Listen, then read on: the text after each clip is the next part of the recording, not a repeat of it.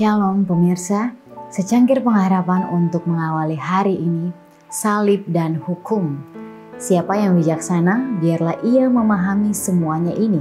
Siapa yang paham, biarlah ia mengetahuinya, sebab jalan-jalan Tuhan adalah lurus dan orang benar menempuhnya, tetapi pemberontakan tergelincir di situ. Hosea 14 ayat 10.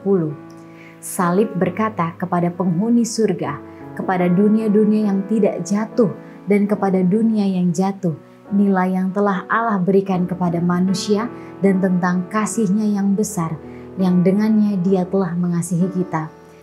Itu bersaksi kepada dunia, kepada para malaikat dan kepada manusia, kekekalan hukum ilahi.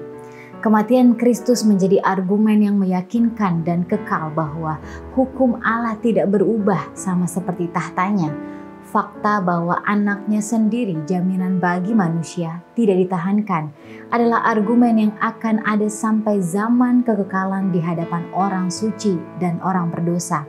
Di hadapan alam semesta Allah untuk bersaksi bahwa Dia tidak akan memaafkan pelanggaran hukum-Nya. Setiap pelanggaran terhadap hukum Allah, betapapun kecilnya, dicatat dalam perhitungan. Dan ketika pedang keadilan diambil, itu akan melakukan pekerjaan bagi pelanggar yang tidak bertobat, sama seperti yang telah dilakukan terhadap penderita ilahi.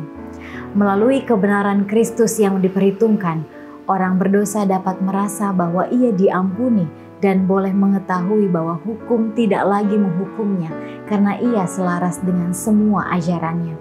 Adalah hak istimewanya untuk menganggap dirinya tidak bersalah ketika ia membaca dan berpikir tentang pembalasan yang akan menimpa orang yang tidak percaya dan berdosa.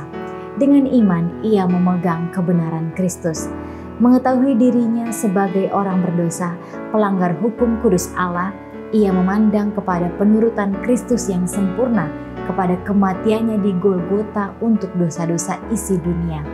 Dan dia pun beroleh kepastian bahwa dia dibenarkan oleh iman dalam jasa dan pengorbanan Kristus.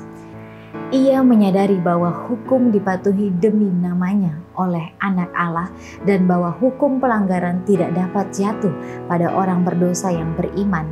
Penurutan yang aktif dari Kristus membungkus orang berdosa yang beriman dengan kebenaran yang memenuhi tuntutan hukum itu. Demikianlah renungan kita hari ini. Selalu mulai harimu dengan secangkir pengharapan.